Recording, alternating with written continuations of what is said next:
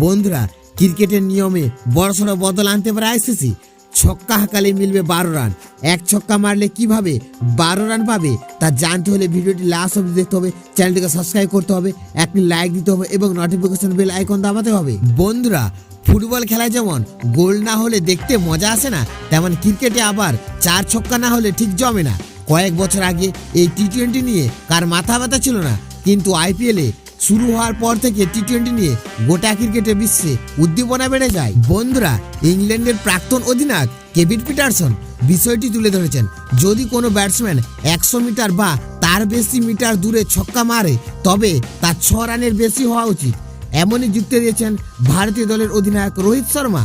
তিনি বলেছিলেন যে, বন্ধুরা, ক্রিকেটকে আকর্ষণীয় করতে আইসিসির এমন নিয়ম কার্যত করা উচিত যাতে কোনো ব্যাটসম্যান 100 মিটারের মধ্যে একটি ছক্কা মারলে তার 10 রান করা হবে।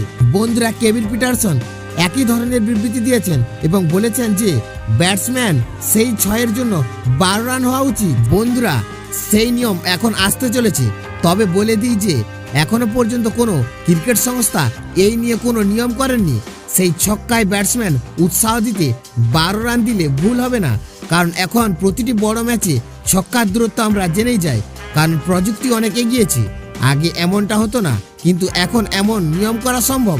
বন্ধুরা, আপনারা যদি একমত তাহলে ভিডিওর নিচে কমেন্ট করতে ভুলবেন না।